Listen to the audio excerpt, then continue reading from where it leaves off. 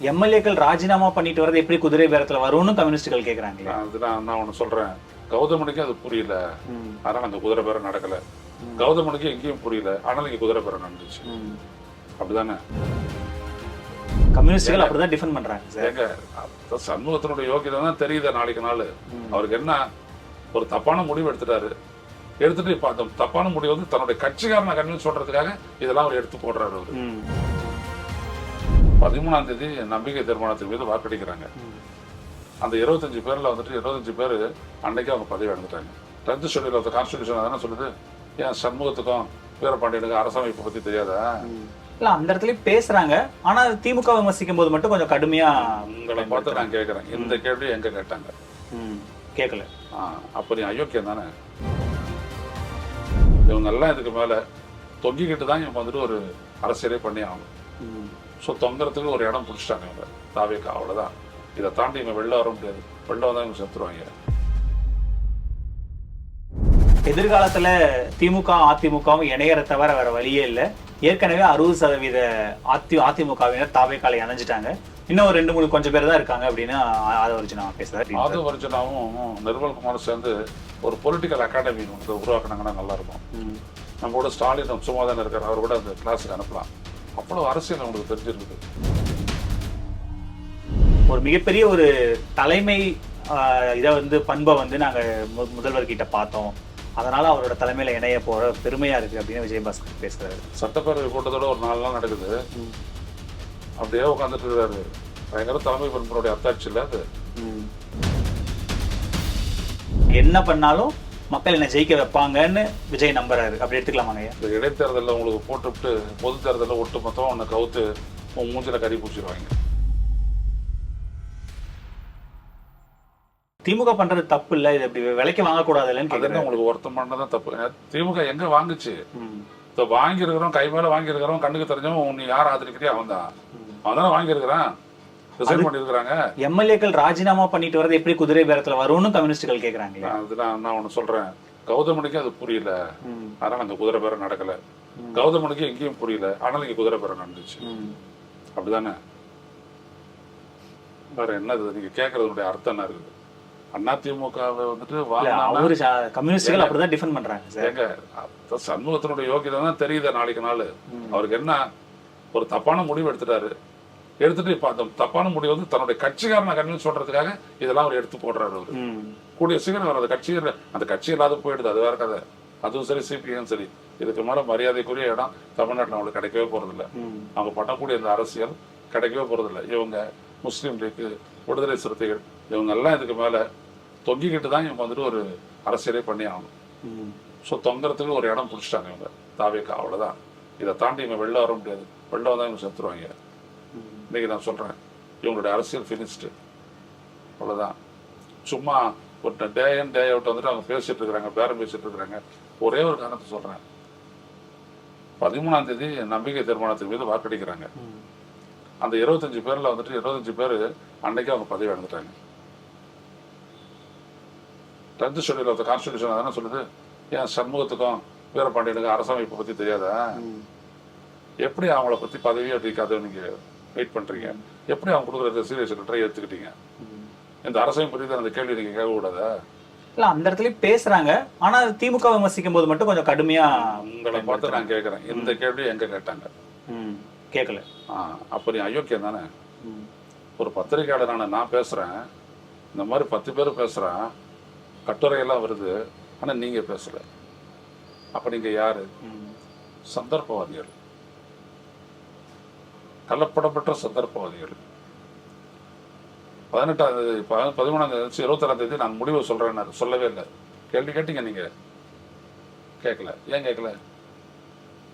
அதான் நீங்க இன்னைக்கு கூட திருமாவளவன் அவர்கள் முதல்வரை சந்திக்கிறார். நேற்று சந்திச்சாங்க, பட் இன்னைக்கும் சந்திக்கிறாரு. ஆனா செய்தியாளரை சந்திக்காமையே கடந்து போயிடுறாரு. ஆமா, அந்த அளவுக்கு ஒரு வெளிப்படைத்தன்மையோட இருக்காங்க. அப்படி அவரோட சந்திச்சதெல்லாம் எல்லாம் ராணுவ நாட்டு ரகசியம்ல. அதனால அவங்க சந்திக்க மாட்டார், பேச மாட்டார். பேசுறதுக்கு அருகதை இல்லை, அவ்வளவுதான். அதிமுக எம்எல்ஏக்கள் ராஜினாமா பண்றது அவங்க விருப்பம். அதுல எந்த பேரமும் இல்லை. ஆனா திமுக பணம் கொடுத்து எம்எல்ஏக்களை விலை பேசுறது வந்து குதிரை பேரம்னு எம்பி பிரவீன் குதிரை சக்கரவர்த்தி பேரம் வந்துட்டு வெளிப்படையா சொல்றாங்க. இல்லைங்க, குதிரை பேரம் மடிச்சா தானே குதிரை பேரம். ஈடுபட்டாலே பேரம் தானே, அதான் பிரவீன் சக்கரவர்த்தி சொல்றாரு. நீங்க காசு கொடுத்தீங்கனாலே பேரம் தானே. பேரம் தான். காசு கொடுக்கறதா வந்துட்டு நீங்க எடுத்து ஃபைல் பண்ணி வச்சிருக்கீங்க. இங்கெல்லாம் காசு கொடுக்கலன்றது நம்மளுக்கு என்ன அத்தாட்சி இருக்குது? அது அவங்களே தான் ராஜினாமா பண்ணிட்டு வராங்க. அது என்னங்க அது வாய் வார்த்தைகள் எல்லாம் அப்படி அப்படியே எடுத்துக்கிறதா? இங்க இருக்கிற போலீஸ் வந்துட்டு இப்ப திமுக கையில இருந்ததுன்னா இவங்க மேல கேஸ் போட்டிருப்பாங்க இல்லையா? போலீஸ் மட்டும் திமுக கையில இருந்துச்சு அப்படின்னா, திமுக ஆட்சி இருந்ததுன்னா இப்ப எல்லாம் திமுக இவங்க மேல வழக்கு போட்டிருக்க மாட்டாங்களா இல்லையா? போடுறது பெரிய விஷயமா? ஒரு எஃப்ஐஆர் பதிவு பண்றது ரொம்ப பெரிய விஷயமா? எஃப்ஐஆர் ஃபைல் பண்றதே ஒரு பெரிய உண்மைக்கான அத்தாட்சி அப்படி நீங்க எடுத்துக்கிட்டீங்க அப்படின்னா, நாம அந்த அறியாமைக்கு வந்துட்டு நம்ம ஒண்ணும் சொல்றதுக்கு இல்லை. அதான் திரும்ப திரும்ப அவங்க பிரவீன் சக்கரவர்த்தி நான் என்ன சொல்ல வரேன்னா, கௌதமனுக்கும் சரி பிரவீன் சக்கரவர்த்திக்கும் சரி எல்லாருக்கும் திரும்ப திரும்ப நீங்க பேசுங்க, ஜெயிக்கிறீங்களான்னு பார்க்கலாம், அவ்வளவுதான். திரும்ப திரும்ப பேசுங்க, பேரம் பேரம் பேரம்னு சொல்லிட்டே இருந்தேன். நான் ஒரு அடிப்படையான ஒரு சொன்னேன், உங்க ஆட்சியை கவுக்கணும் அப்படின்னோம்னா அவருக்கு எவ்வளவு எம்எல்ஏக்கள் வேணும் அப்படின்றத நான் சொல்லிட்டேன். அவங்க ஆட்சியை ஏற்படுத்தணும்னா அவங்களுக்கு எவ்வளவு எம்எல்ஏக்கள் வேணும்னு சொல்லிட்டேன். ஒரே ஒருத்தர்கிட்ட பேசுறாங்கன்னு சொல்லிட்டு நீங்க ஒரு கம்ப்ளைண்ட் வாங்கிட்டு நீங்க ரெஜிஸ்டர் பண்ணிட்டீங்க, அதை நிரூபிங்க கோர்ட்ல, அப்புறம் பாத்துக்கலாம். எதிர்காலத்துல திமுக அதிமுகவும் இணையற தவிர வேற வழியே இல்லை. ஏற்கனவே 60% அதிமுகவினர் தாவேக்காலை அணைஞ்சிட்டாங்க. இன்னும் 2-3 கொஞ்சம் பேர் தான் இருக்காங்க அப்படின்னு ஆதவர்ஜுனா பேசுறாரு. நீ திமுக அதிமுக இணையற தவிர வேற வழி இல்லை அப்படின்னு. ஆதவர்ஜுனாவும் நிர்மல்குமாரும் சேர்ந்து ஒரு பொலிட்டிக்கல் அகாடமி ஒன்று உருவாக்குனாங்கன்னா நல்லா இருக்கும். நம்ம கூட ஸ்டாலின் சும்மா தானே இருக்காரு, அவர் கூட அந்த கிளாஸுக்கு அனுப்பலாம். அவ்வளவு அரசியல் அவங்களுக்கு தெரிஞ்சிருக்குது. எனக்கு இவ்வளவு நாள் புரியவே இல்லை, நான் ஏன் எதிர்த்தோம் இவங்களை அப்படின்னா நான் நினைச்சிட்டு இருந்தேன். ஆதவர்ஜுனாவுக்கும் நிர்மல்குமாருக்கும் பேசக்கூடிய அரசியல் இருக்குத அப்படியே புல் அரிக்குது. நான் சொக்கா போட்டதுனால உங்களுக்கு தெரியல, சொக்காவை தூக்கி விட்டேன்னா மயிரெல்லாம் அப்படி நட்டுக்கும். அப்படியாப்பட்ட அரசியல் பேசுறாங்க. உங்கடா போக்கத்தவங்களா, இதையும் பார்க்கும் திமுக, இதுக்கு மேலையும் பார்க்கும் திமுக. நீங்க எல்லாம் யாரு ஜுஜுபி? நீங்க எல்லாம் ஒன்றும் தெரியாத பசங்க. நீங்க எல்லாம் நீங்க அரசியல் பேசி அது எடுபட்டுருமா? அப்படியே தனத்தை பேப்பர் வச்சு 4 டிவியில விவாதிச்சிட்டாங்கன்னா அது ஒன்றும் பெரிய விஷயம் ஆயிடுமா? கேட்குறேன், பெரிய விஷயம் ஆயிடுமா? சப்ஸ்டன்ஸ் வேணா உங்களுக்கு போன அருகதை இருக்க. நீங்களாம் யாரு? நீ அங்கே அரசு இருந்துட்டு அங்கே நடந்து இங்கே வந்து சேர்த்துட்ட. அந்த ஆள் வந்துட்டு ராட்டு சீட்டு, அவருன்னா வந்துட்டு சொந்தமா இண்டஸ்ட்ரியை வச்சு அவர் தொழில் பண்ணி வந்தார் அவரு. ஆனா இப்படி நடந்துட்டு இருக்கும்போது இன்னைக்கு ஒரு மிகப்பெரிய இணைப்பு விழா நடக்குது. 2 விஜயபாஸ்கர், MSM ஆனந்த முன்னாள் அமைச்சர், பழைய முன்னாள் மாவட்ட செயலாளர்கள் எல்லாருமே வந்து இணையறாங்க. ஒரு மிகப்பெரிய ஒரு தலைமை இதை வந்து பண்பை வந்து நாங்க முதல்வர்கிட்ட பார்த்தோம், அதனால அவரோட தலைமையில இணைய போற பெருமையா இருக்கு அப்படின்னு விஜயபாஸ்கர் பேசுறாரு. சட்டப்பேரவை கூட்டத்தோட ஒரு 4 நாள் நடக்குது. அப்படியே உட்காந்துட்டு இருக்காரு. பயங்கர தலைமை பண்புடைய அத்தாட்சி இல்ல அது. இதெல்லாம் சும்மாங்க. விஜய்க்கு ஒண்ணும் தெரியாது. விஜய் வச்சு அரசியல் பண்றவங்களுக்கு ஒண்ணும் தெரியல. ஆனா விஜய் இயக்குறவங்களுக்கு எல்லாம் தெரிஞ்சிருக்கு. இன்னைக்கு விழால விஜய் ஆக்சுவலா கலந்துப்பாருன்ற மாதிரி எல்லாம் நமக்கு தகவலா தெரியல. ஆனா முதல்வர் கலந்துக்கணும்னு தான் இந்த விழா தள்ளி போடப்பட்டதா சொல்லப்பட்டது. IASI மாநாடு எல்லாமே தள்ளி போட வச்சது காரணமே அவருக்கு ஒரு அச்ச உணர்ச்சி உண்டு. அது என்ன அப்படின்னா, இதுல எந்த நேரமும் இது உங்களை மேலாம் வந்து ஒரு வடக்கு வரலாம். இவர் தூண்டுதலா இருந்தாருன்ற அந்த வடக்கு இவர் மேலையும் பாயலாம். அதனால அந்த இடத்துல சீன்ல இல்லாத இவங்களை வச்சு பார்த்துக்கிறாரு. விஜயோட இமேஜுக்கு எந்த பிரச்சனையும் வந்துடக்கூடாது. வடக்குல எந்த இமேஜ் எங்க இருக்குது அவருக்கு, வடக்குல எந்த வரக்கூடாது அப்படின்றதுக்காக அவர் பாக்குறாரு, அவ்வளவுதான். ஏன்னா இன்னைக்குமே முன்னாள் அமைச்சர்கள் இன்னாள் அமைச்சர்கள் புசி ஆனந்த், ஆதவர்ஜுனா தான் வராங்க. விஜயும் வந்து வராது. ஏன்னா இதுக்கு முன்னாடி மாற்றுக் கட்சி இணையும் விழாவுக்கு கலைஞர், ஜெயலலிதா, ஸ்டாலின் எல்லாரும் போறது வழக்கமா இருக்கு. இது ஒரு புது பேட்டர்னா இருக்கு. இவங்களை எல்லாம் விட உயர்ந்த தலைவர்ல அவனா அதிகபட்சம் தரையில இருந்துட்டு ஒரு 6 அடி 5 அடி மேடையில போட்டுருந்தாங்க. நம்ம பாடி 20 அடி உயரத்துல நின்று பேசுறாருல. நான் இவங்களுக்கு அளவுக்கு அவர் இறக்கி வருவாரா எதிர்பார்க்கலாமா? அந்த மாதிரி விஜய் கிங்குங்க. விஜய்னா என்ன அர்த்தம்? விஜய்னா என்ன? விஜய் இல்ல, விஜய்னா தமிழ்நாடுன்னு அர்த்தம். ஓகே, விஜய்னா தமிழ்நாடு. தமிழ்நாட்டுலதான் எல்லாமே நடக்குது. தமிழ்நாடு வரணுமா? அதுக்கு எல்லாமே அவருக்குள்ளதான் நடக்குது. சொல்லுவாங்கல்ல, எல்லாம் கடவுளுக்குள்ள, எல்லாம் கிறிஸ்தவருக்குள்ளதான் எல்லாமே நடக்குது. வெற்றி, தோல்வி, பிறப்பு, இறப்பு, போக்கு வரத்து எல்லாம் அவர்கிட்டே நடக்குது. அவர் அப்படியே நின்றுட்டு இருப்பார், தரிசனம் முடிச்சுட்டு அப்படி இருப்பார். இப்ப இவங்க மேல இருக்கிற வழக்குகள் எல்லாமே, அதான் கனிமொழி அவர்கள் அவங்க ட்வீட் போட்டிருக்காங்க, தமிழகத்துல புதுசா ஒரு வாஷிங் மிஷின் வந்திருக்கு. அது இருக்கட்டும், ஒரு 3 வருஷத்துக்கு வந்துட்டு இந்த வழக்குல வந்து விசாரணை எதுவும் நடக்காது. ஆனா CT நிர்மல்குமார் அந்த வழக்கு விசாரணையில எந்த காம்ப்ரமைஸும் இல்ல, அது அப்படியே நடந்துட்டு தான் இருக்கும். நடந்துட்டு தான் இருக்கு. எவ்வளவு அதே இடத்துல நின்று இடத்துல நடந்துட்டு இருக்கோம். இந்த த்ரெட் மில்ல நடக்கிறோம்ல, அதே மாதிரி அதுலயே தான் த்ரெட்மில்ல நான் வந்துட்டு நான் 3 மணி நேரம் நடந்தேன் அப்படின்னா 30 கிலோமீட்டர் போயிட்டேன் அர்த்தமான அதே இடத்துக்கு நடப்பேன். அவங்க வழக்குகளை சந்திச்சுதான் ஆகணும்னு பேசுறாரு நிர்மல்குமாரா. அவர் தானே சட்டத்துறை அமைச்சர். சட்டத்துறை அமைச்சர், பெரிய அறிஞர், ஒரு அரசியல்ல வந்துட்டு பெரிய ஒரு நிபுணத்துவம் வாய்ந்தவர், எல்லாம் உண்மைதான். அவர் பேசுறது வந்து இந்த யோக்கியதை தெரியலையா, பார்க்கலாம் என்ன நடக்குதுன்ட்டு. இப்ப அவங்க மேல இருக்கிற வழக்குகள் சப்போஸ் ஏதாவது அவங்க மேல ஏதாவது கன்விக்ட் ஆகுறாங்களோ, டிவிஎஸ்ல வழக்கு, டிபிஎஸ்லயோ சிபிஐலயோ இடிலயோ வழக்கு எப்ப அசையும்? அவன் முதலாளி வந்துட்டு ஓகே சொன்னான்னா அது அசைய போகுது, இல்லாட்டி அது பெருசாக இருக்க போகுது. போட்ட வழக்கு வித்ட்ரா பண்ண போறது இல்லை, போட்ட வழக்கு போட்ட வழக்காகவே இருக்கும். அதுக்கு தானே வந்து சேர்றாரு. இப்ப இந்த கரூர் இந்த ஆள் எடுத்துக்கங்க, விஜயபாஸ்கர் எடுத்துக்கங்க, 22 ஏக்கரா 100 கோடி அபகரிப்பு வழக்கு, சிறைச்சாலைக்கு போயிட்டு வரல, ஜாமீன்ல தானே இருக்காரு அவரு. இப்ப இதுக்கு மேல அந்த வழக்கு எப்போ விசாரணைக்கு வருது பார்ப்போமே. வரும்போது கதையாக பேட்டி எடுங்க. ஆனா இவர் கிளைம் பண்றாங்கல்ல, நாங்க இப்பெல்லாம் ஊழல்வாதிகள் எல்லாம் சேர்த்துக்க மாட்டோம், நாங்க தொடவும் மாட்டோம், தொட்டவங்களையும் விட மாட்டோம் அப்படின்னு பேசுறாங்க. அரவணைச்சுக்குவாங்க. அதுக்குதான் பனையூர் பங்களாவே இருக்குது. தொட்டிங்களா, வாங்க வாங்க அரவணைச்சு. ஊழலை பத்தி பேசுறவன் அதிமுகவோட போயிட்டு நிக்கிறான், அவனோட யோக்கியதை என்னன்னு தெரியல. இவங்கெல்லாம் எவ்வளவு சேர்த்துருக்குறாங்க என்ன. இந்த இவரெல்லாம் இருக்கிறாரு, வேலுமணி, தங்கமணி, அன்பழகன், இந்த மாதிரி வரிசையா வருது பட்டியல். இவங்கெல்லாம் காசு இல்லாதவங்களா? எவ்வளவு காசு வச்சிருக்காங்க?